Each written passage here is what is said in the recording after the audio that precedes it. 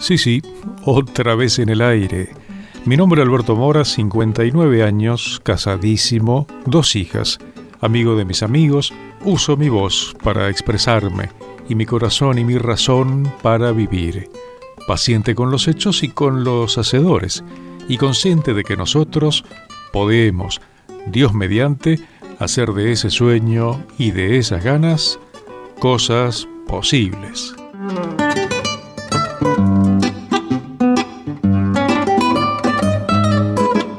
Hola, buenas noches, bienvenidos. Aquí estamos, otra vez en la radio, en este rinconcito, para rescatar algunas cosas que han pasado, para algunas que, podrían pasar en los próximos días, en este tiempo, y hay algunas cuantas cosas interesantes.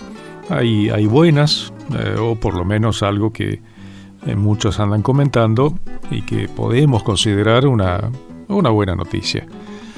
Pero bueno, como me ha señalado una persona en estas horas, hay que tener cautela.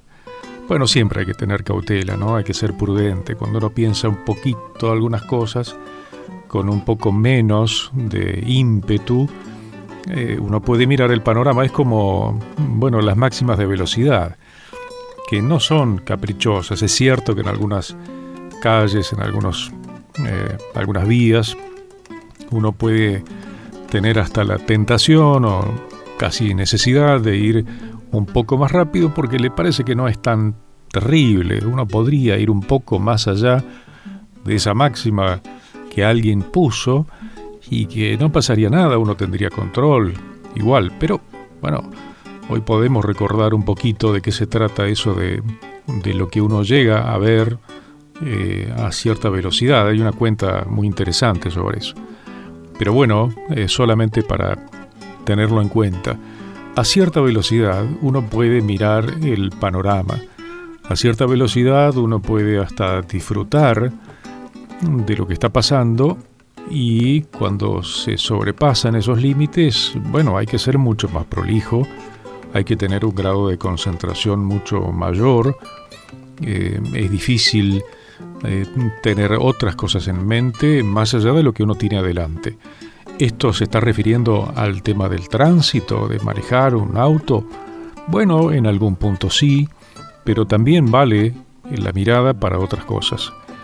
Ir demasiado rápido puede hacer que uno, deje de lado una parte del paisaje, digamos, personas, amigos, descanso, un montón de cosas que cuando uno está corriendo, tal vez con ese objetivo que es aquella meta, ahí sí comparamos con el tema del automovilismo, no se puede mirar el paisaje. En cambio, si uno va no necesariamente muy lento, pero sí más lento, uno puede tener control de ambas cosas, no perder de vista aquello a donde uno va y tener en cuenta lo que está a los costados. Vamos a presentar el día en sociedad, esto que nos queda del día, que es mencionar algunas cosas que han pasado un 4 de mayo y que, algunas pueden ser curiosas o entretenidas y otras pueden ser todo un descubrimiento. En 1780, el 4 de mayo, se corría por primera vez el Derby de Epsom, la famosa prueba hípica que en la Argentina es el Gran Premio Nacional, que corren potrillos de 3 años. Esto es algo que viene ocurriendo desde aquel tiempo y que tiene sus versiones en distintos países. Y reitero, en la Argentina el Derby es el Gran Premio Nacional. En 1929 nacía en Bélgica, aunque se la reconoce también como británica, la actriz Audrey Hepburn. En 1931 moría a los 68 años Miguel Lilo, el botánico tucumano, investigador de fama internacional en sus clasificaciones botánicas, una figura sumamente importante y conocida, obviamente, por aquellos amantes de la botánica o estudiosos de los distintos ecosistemas. En 1949, volviendo de Lisboa, de Portugal, un avión de una aerolínea italiana en el que viajaba todo el equipo de fútbol del Torino se estrella contra un muro de la Basílica de Superga en Turín, en Italia. Esto fue un acontecimiento muy serio, 1949. Bueno, murieron 31 personas, incluyendo a los 18 jugadores, empleados, periodistas, la tripulación del avión. Italia perdió a su mejor equipo y base de la selección nacional, que al año siguiente iba a competir en el Mundial de Brasil. Bueno, en 1951 moría a los 64 años Eduardo Bradley, el precursor de la aviación argentina, que se había iniciado con Jorge Newbery y que en el 14 se había propuesto cruzar la cordillera de los Andes en un aeróstato inflado con hidrógeno, cosa que logró en 1916. En 1971 aparecía el diario La Opinión, dirigido por Jacobo Timerman. Bueno, ahí es interesante pensar en los tiempos, en aquellos tiempos muy distintos para el ejercicio del periodismo, más allá de lo que uno piense sobre Jacobo Timerman o su producto. Pero hay cosas interesantes sobre cómo él veía el enfoque de competir con un diario que nacía en 1971 y que ya tenía verdaderos monstruos instalados, los diarios que todavía hoy reconocemos. Pero que él se propuso un diario sin fotos, se propuso un diario con pocas páginas y con buena información, caro, pero dispuesto a meterse en la agenda de la gente. Se dice que los políticos en su tiempo era el primer diario que leían, pero bueno, todo un tema. Bueno, por supuesto la historia de Timerman con relación a sus vaivenes en cuanto a los gobiernos que apoyó y después de a poco dejó de apoyar. Pero bueno, en cuanto a conceptos y en cuanto a un tiempo también distinto, porque la gente leía diarios.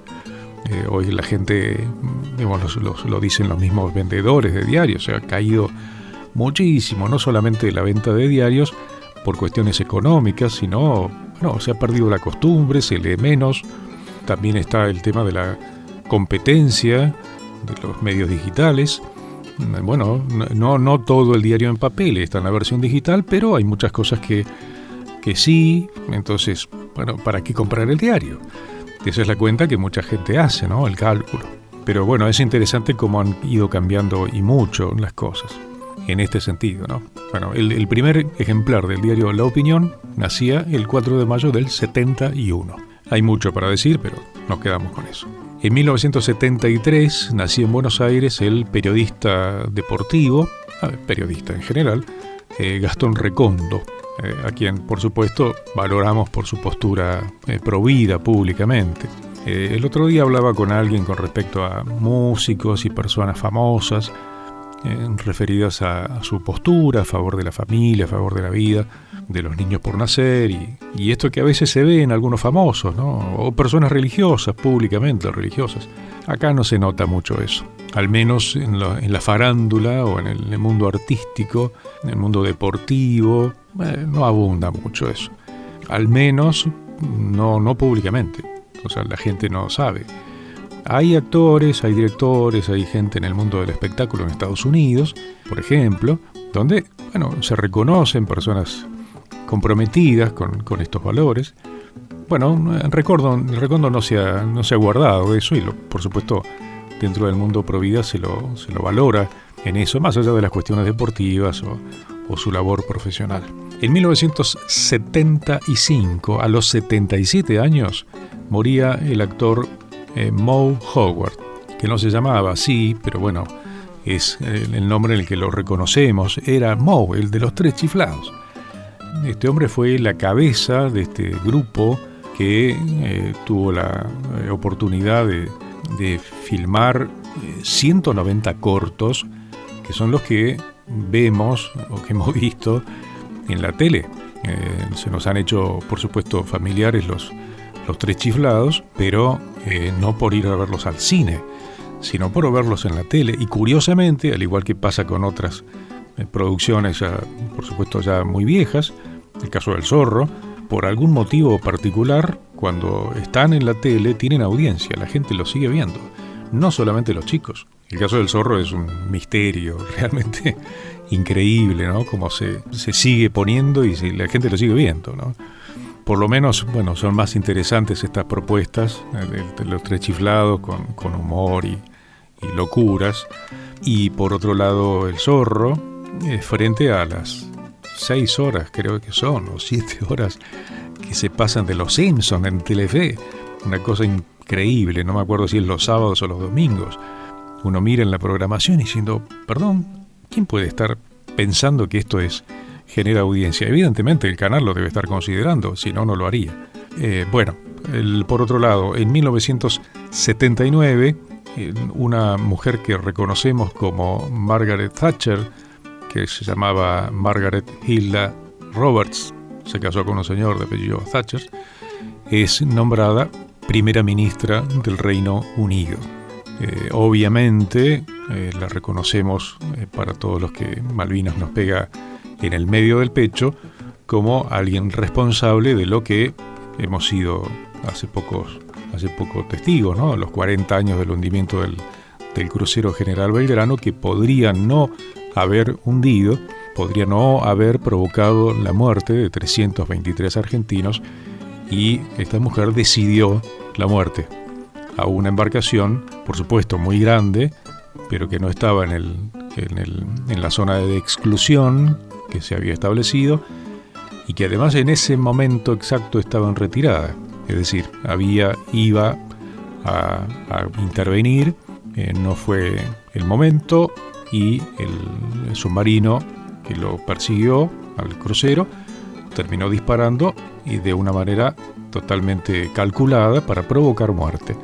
El punto es entender que hay una vieja cosa que se dice de que la recuperación de Malvinas fue básicamente para tratar de eternizarse las Fuerzas Armadas, el gobierno militar en la Argentina, pero Margaret Thatcher sacó provecho de la manera en la que dirigió las acciones en Malvinas, porque fue reelegida como primera ministra luego del conflicto. Bueno, hablando de Malvinas, en 1982, el 4 de mayo, misiles Exocet lanzados desde aviones Superétendard de la Armada Argentina atacan al buque de la Armada Naval Británica, el Sheffield, que transportaba armamento nuclear durante la Guerra de Malvinas.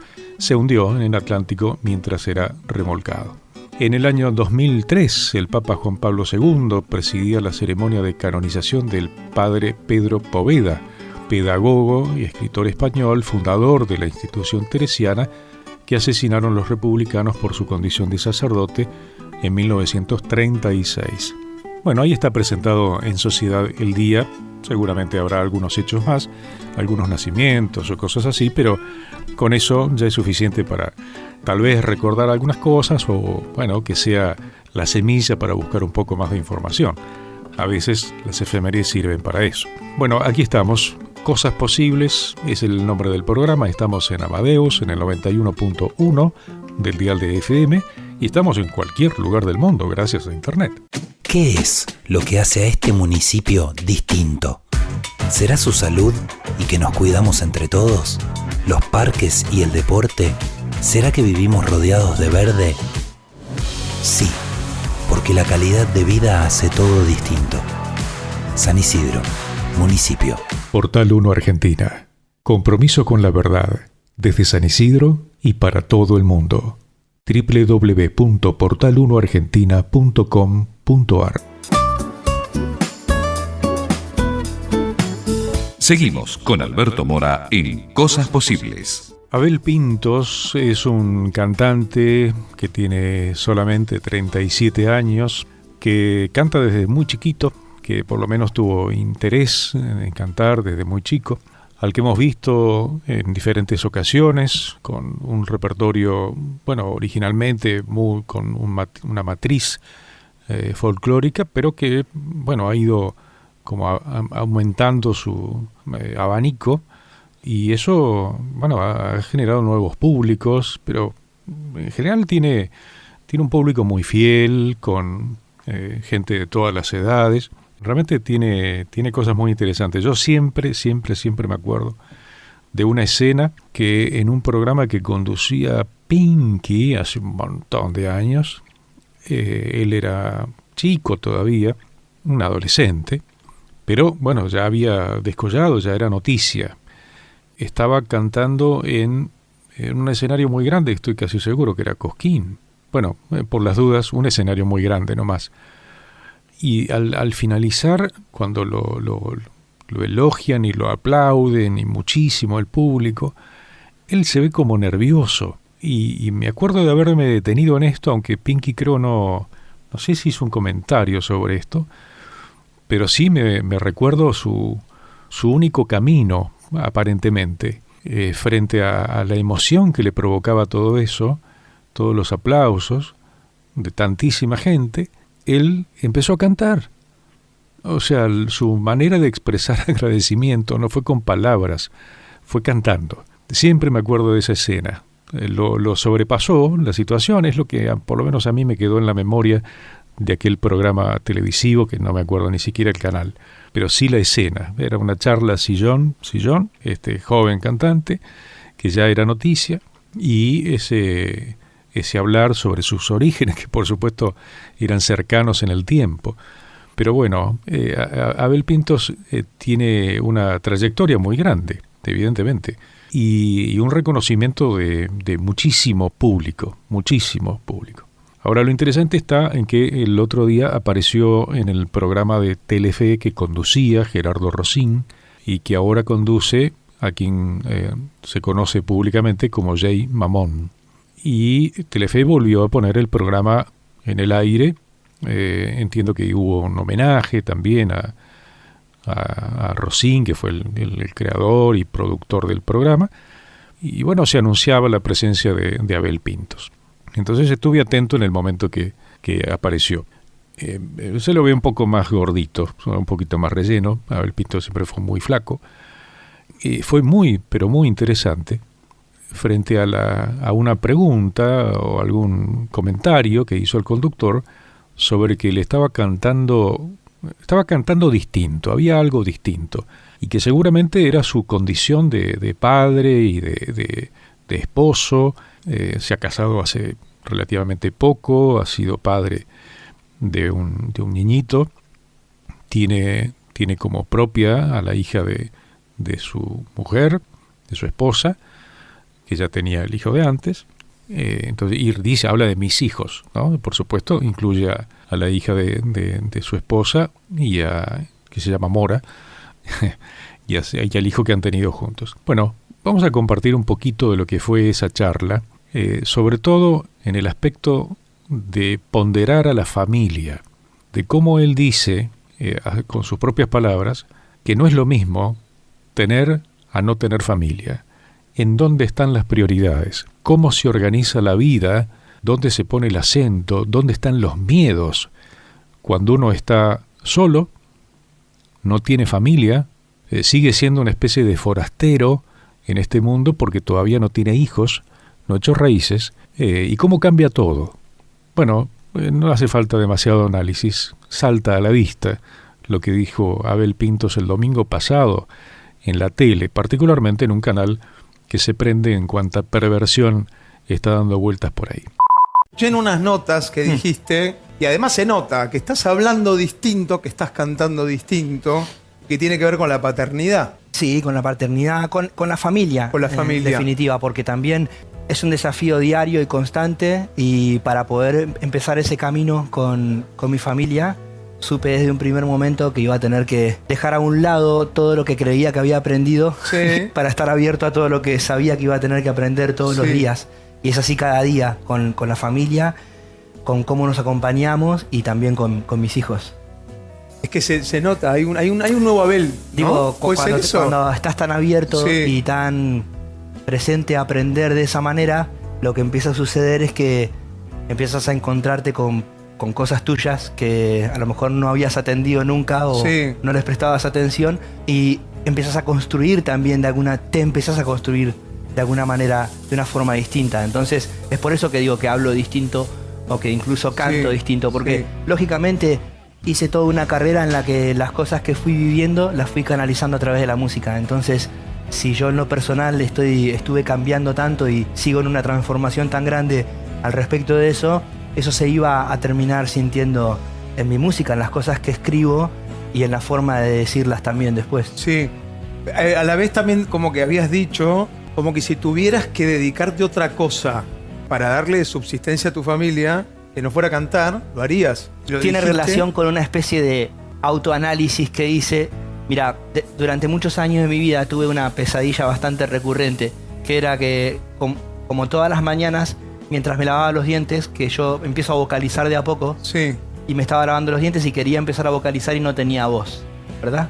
Y no podía cantar. Entonces me entraba un terror y un pánico enorme. ¿Por qué? Porque, digo, este es el autoanálisis. A lo mejor sí, tenga o me gusta entender o creer que tenga relación con que durante muchos años de mi vida pensé que si tenía que dejar de cantar por algún motivo, una parte de mí iba a morir, porque ¿qué otra cosa iba a hacer? Yo no sentía poder hacer otra cosa. sí. Lo que me empezó a pasar es que uno se pone adelante de su propia vida y pone Sí. todos sus sueños y sus cosas adelante. Total. Pero cuando uno está en familia, uno se sienta a una mesa redonda, ¿verdad? Sí. Entonces, si bien uno sigue teniendo sus sueños y trabajando y siendo en sí mismo y poniéndose como uno de los protagonistas de su vida, ya no es el único protagonista de su Sí, vida. sí. Entonces, un día haciéndome un reportaje, llegué a decirlo en voz alta sin haberlo procesado demasiado, Sí. que me estaba dando cuenta de que después de muchos años entiendo que si yo tuviera, por alguna razón, alguna fuerza mayor, tuviera que dejar de cantar por el bienestar de mis hijos o de mi familia, Sí. hoy sé que lo haría. No sé a qué me podría dedicar, pero no me importaría, Pero no te importaría. porque hoy tengo otras razones para despertarme cada día y vivir, y no solamente yo. Total. ¿Se entiende? Y mi sueño de cantar. Lindo, ¿no? Un poco lo que decía al principio con esto de que no se escuchan tan fácilmente hablar de valores, de virtudes, de buenos valores, en cuanto a la manera de vivir sano, de tener una vida ordenada, de priorizar a la familia, no los hijos, la familia. Los hijos también, pero hablar de familia. Y alguien también con mucha llegada a la gente. Acá no se nota mucho, por lo menos no es muy conocido que aparezcan estas personas. De hecho, bueno, mencioné a Recondo, que cumple años hoy. A Recondo le han pegado muchísimo por su condición de provida, por decir un ejemplo. Y a algunas otras personas que se han manifestado religiosas, sanamente religiosas, no espirituales, religiosas, de verdad, creyentes, practicantes en el sentido no de ir a misa solamente, sino de tener una vida en la práctica de acuerdo a los parámetros de la fe, en la que uno dice que cree, ¿no? La que sostiene, en ese sentido. A veces uno encuentra gente que anda con rosarios colgados del pecho, pero sin demasiada coherencia en este sentido, ¿no? Digo, hablo de famosos, personas famosas, que se puso un poco como de moda andar con cruces que más de uno habrá agarrado desprevenido, con una enorme cruz en el pecho, pero con una vida que poco tiene que ver con lo que representa esa cruz. Así que ha sido muy grato escuchar a Abel Pintos decir esto, ¿no? Que él podría dejar de hacer lo que hace porque fuera lo mejor que le puede pasar a la familia, porque hay algo que necesita la familia y él se lo tendría que dar desde otro lugar, se lo daría.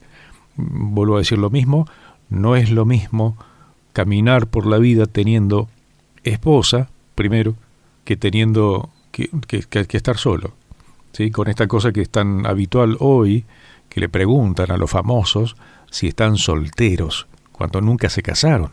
No, esta vez ahora ando soltero, o estoy soltero, o cosas así. Y se confunden, parece que todo da un poquito lo mismo.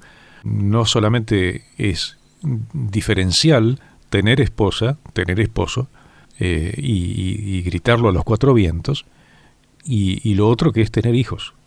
No es lo mismo, es difícil imaginárselo. Hay gente que puede fantasear incluso con el hecho de tener hijos, pero una vez que se los tiene es donde uno experimenta de verdad. La realidad está cuando ocurre, no en lo que uno se figura que será. Y bueno, esto cabe también para el tema de tener nietos. Es para algunos una experiencia cotidiana y para otros es imposible de medir lo que significa tener nietos. Es otra cosa. No se puede poner como con palabras. Como yo por lo menos he dicho muchas veces, la amistad, el amor, es difícil de acotar con una definición. Es difícil, realmente difícil. Por eso hay tanta poesía, tanta canción, tanta frase que no terminan todas juntas de describir eso. Cuando uno vive la amistad absoluta, real, concreta, algo le pasa en el cuerpo y en la vida, en el horizonte. Bueno, lo mismo sucede con la experiencia del amor verdadero. No es por un tiempo, no es, bueno, vamos a ver cuánto dura. Cuando llega es real y hay algo que indica que es real. Y ni hablar de lo que significa tratar de explicar el amor a los hijos o el amor a los padres. No se puede explicar. Es una buena persona, trabaja, me ha enseñado cosas muy buenas. Ese análisis desde la razón se puede hacer para cualquier persona. Pero cuando uno está hablando de mamá, de papá, de los hijos, de los amigos, reales amigos, ninguna palabra termina por ser concluyente. Siempre hay algo nuevo para compartir y, por supuesto, una nueva manera de decir por qué somos amigos o por qué la vuelvo a elegir todos los días. Hay mucha gente en el mundo que está tomando las noticias de las últimas horas como una gran noticia, sobre todo porque, bueno, bien sabemos que hay una historia muy negra que empezó hace muchísimos años y que tuvo, bueno, geográficamente el mismo lugar. Están pasando cosas en Estados Unidos que esperemos también se contagien en el mundo. Al menos hay muchos referentes pro vida que están realmente muy entusiasmados, más allá de la realidad propia de cada país, ¿no? Por supuesto. Bueno, hablando de la Argentina, vamos a esperar un comentario de parte de Raúl Mañasco, un referente indudable del mundo pro vida, que seguramente tendrá, bueno, bastante que decir con respecto a esto, entre otras cosas porque es una de las personas que está motorizando una idea de poner un coto, un freno, impedir de alguna manera la aplicación de la ley que se aprobó en diciembre del 2020.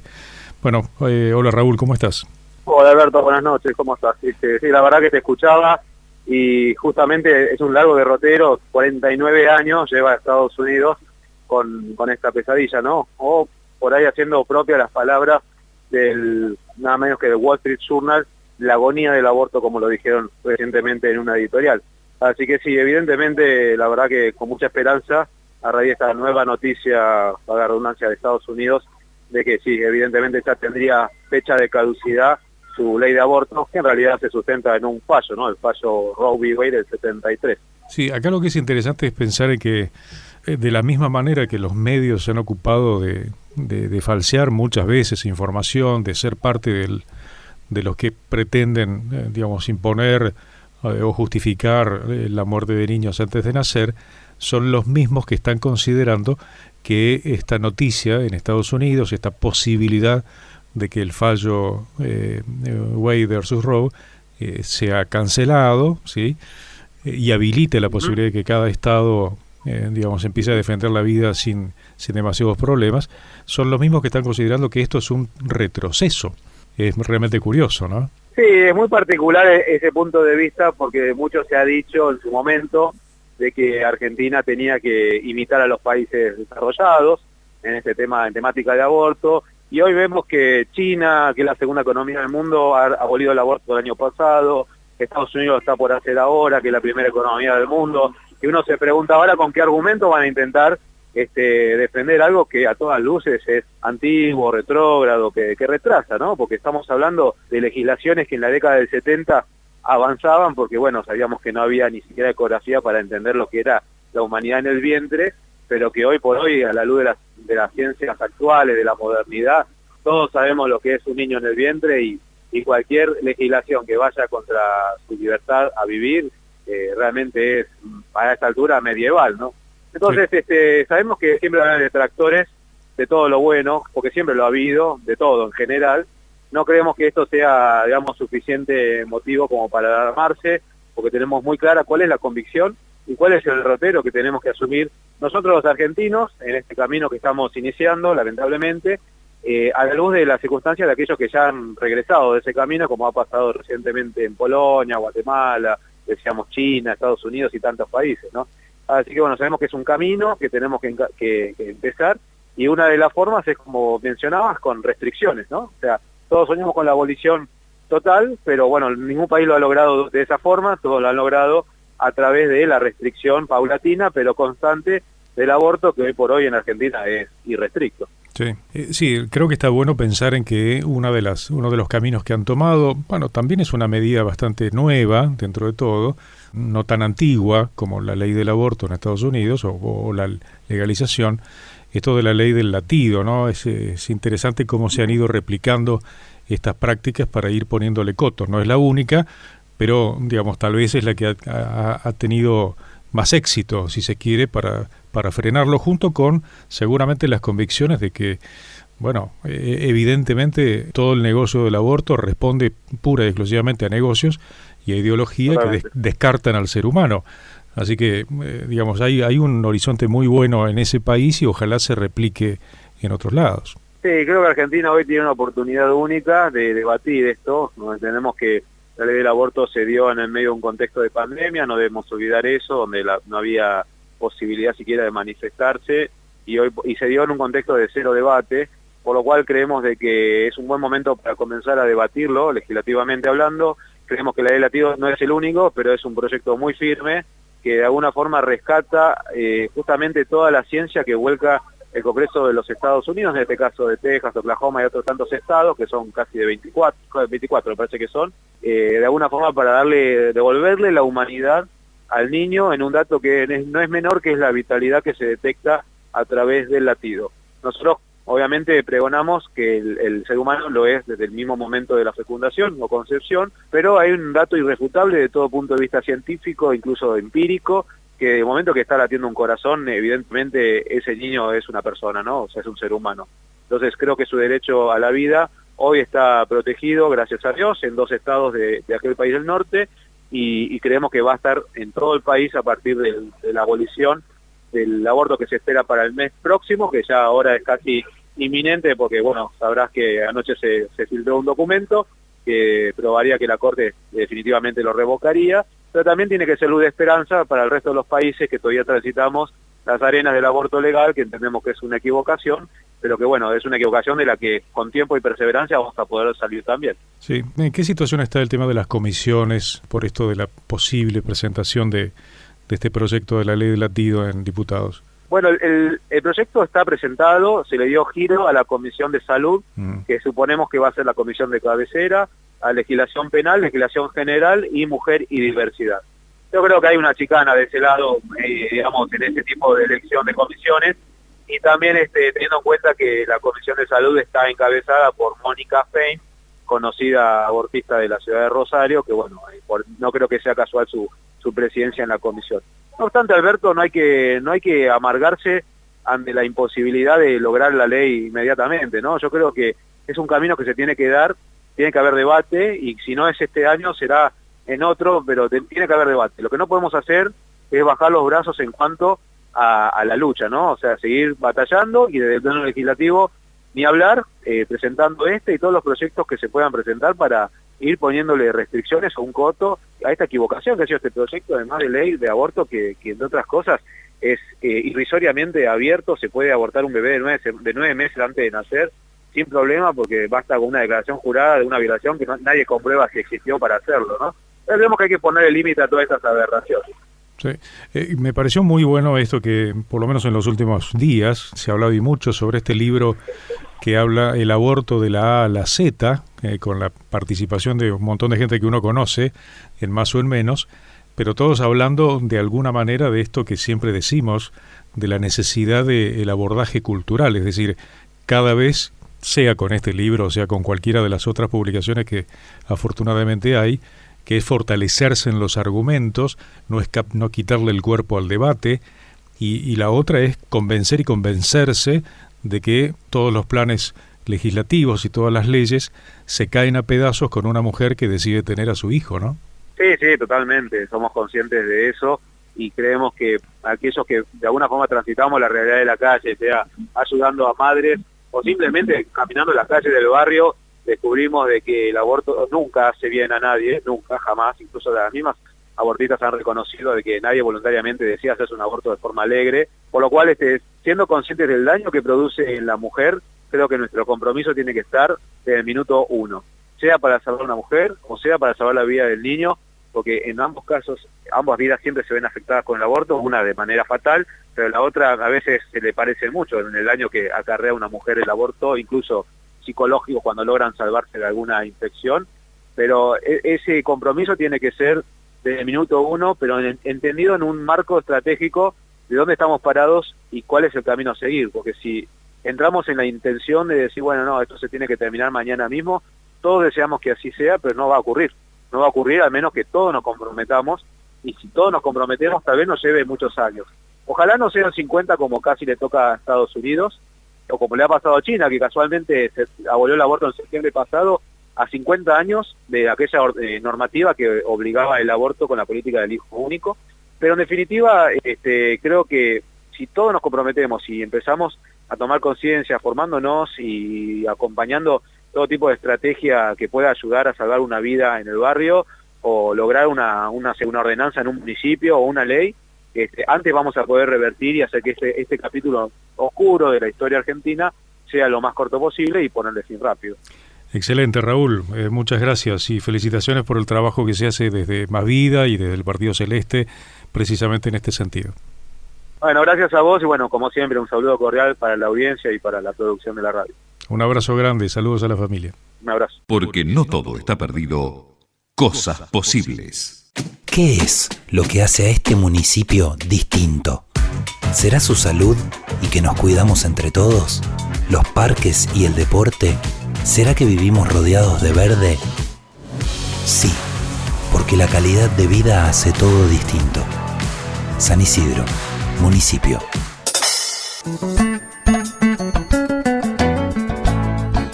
Bueno, para el que no se enteró de esto, que es una buena noticia, o por lo menos es considerada como una puerta que se está abriendo hacia poner las cosas en orden, volver a poner las cosas en orden, es que vamos a sintetizar esta gran posibilidad.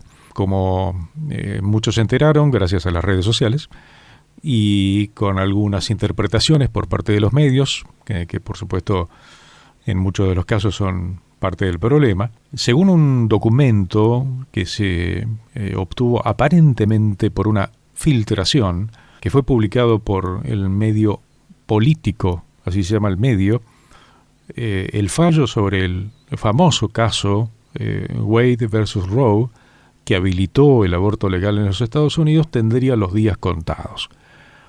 Este borrador inicial, publicado en la noche del lunes 2 de mayo, por ese diario, tiene la firma del juez Samuel Alito y refleja una opinión predominante de 5 de los 9 magistrados que integran la Corte Suprema en Estados Unidos. Se trata de un documento de 98 páginas, con un apéndice de 31 páginas de las leyes estatales históricas sobre el aborto, que está repleto de citas a decisiones judiciales anteriores, libros y otras autoridades, e incluye 118 notas a pie de página. El fallo definitivo estaría para finales de junio o principios de julio. Vuelvo a mencionar que alguien me comentaba hoy que igual hay que ser cauteloso. La Constitución no hace ninguna referencia al aborto y ningún derecho de este tipo está protegido implícitamente por ninguna disposición constitucional. Se puede leer en la argumentación del juez Alito. Es interesante porque esto puede ser la posibilidad de que todas las leyes o normas que están dando vueltas por allí en distintos estados entren en vigor, es decir, avancen en la protección de los niños por nacer. Se calcula 64 millones de abortos que se han hecho en Estados Unidos desde el famoso fallo falso Wade versus Roe, armado, ¿sí?, confesado por la supuesta víctima y por una de las abogadas. Bueno, el tema es más de 20 estados están esperando esta decisión, ya hay estados que han avanzado sobre esta idea de que no se pueden hacer abortos después de la 6ª semana, el tema de la ley del latido, en referencia a esto de que cuando se escuchan los latidos ya no se puede hacer un aborto. Y esto que también es interesante, que se puede denunciar a los proveedores de servicio de aborto en algunos estados, incluso a cambio de dinero. Kevin Stitt ha declarado, él es el gobernador de Oklahoma, que su intención es convertir a Oklahoma en el más favorable a la vida de Estados Unidos. Bueno, en concreto, los proyectos de ley contra el aborto se están multiplicando en Estados Unidos y eso es una preocupación para todos los que están, digamos, relacionados con este brutal negocio del supuesto derecho a matar personas antes de nacer. La expectativa buena, más allá de esta buena noticia que podría ser en Estados Unidos, de salvar vidas, impedir que se mueran los niños, es impedir que las mujeres también sufran las consecuencias psíquicas, emocionales de abortar, es que esto puede influir en otros países. Esto puede ser, más allá de las circunstancias, las distintas posibilidades, situaciones generales e incluso culturales que puedan tener otros países, es una posibilidad de que se le ponga freno, o que aquellos lugares donde ya está legislado, empiecen a aparecer estas normas. Solamente una síntesis sobre aquel caso de la supuesta Jane Roe. En el 70, un par de abogadas sin escrúpulos encontró a la mujer ideal para usarla para sus fines, una mujer que era blanca, que era joven, que tenía, una historia de vida muy difícil, con reformatorios, con el consumo de drogas, que se había casado con un maltratador, que había parido 2 veces y había dado a sus hijos en adopción. Sarah Weddington y Linda Coffey fueron las que tomaron a la supuesta Jane Roe, el nombre de fantasía que tuvo aquel caso. El nombre real era Norma McCorvey, y era falso que ella había sido violada. El nombre con el que tuvo a la hija que finalmente dio en adopción y la que motivó el caso era una persona que ella conocía y que no tenía problemas. Pero el tema es que con la financiación de Hugh Hefner, el fundador de Playboy, que lo hizo público, dijo que posiblemente Playboy estuvo más involucrada en Roe contra Wade que cualquier otra compañía. La abogada Sarah Weddington reconocería años después, en un discurso en el Instituto de Ética de la Educación, paradoja, en Oklahoma, la falsa violación que había sido usada para lograr la despenalización del aborto. Mi conducta pudo no haber sido totalmente ética, pero lo hice por lo que pensé fueron buenas razones. Una locura. En el 95, la supuesta víctima dijo en una entrevista: recuerdo haber conducido 10 años junto al patio de una escuela y ver los columpios vacíos y me enloquecía. Pensaba, los patios de juegos están vacíos, todos los niños están muertos y es por mi culpa. Ese mismo año se convirtió al cristianismo, el año 95, y en el 98, gracias al padre Frank Pavone, ingresó a la Iglesia Católica. Murió con 69 años militando en contra del aborto y participando de las marchas por la vida que nacieron al año siguiente del fallo, en 1974. Portal 1 Argentina. Compromiso con la verdad, desde San Isidro y para todo el mundo. www.portal1argentina.com.ar. Y llegamos al final, pero solo de este programa de radio, nada más. Muchas gracias a Ricardo Piñero por la puesta en el aire.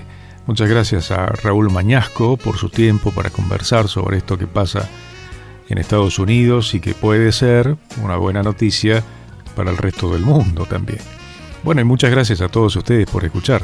Espero que gasten las energías en cosas buenas y que, si está al alcance, le hagan la vida mejor a alguien. Si eso ocurre, Dios les va a dar una buena noche y energías suficientes para enfrentar el día de mañana, que no es poco. Chao, que estén bien. Cada palabra tiene valor. Cada valor necesita lugar. Cada lugar tiene cosas posibles.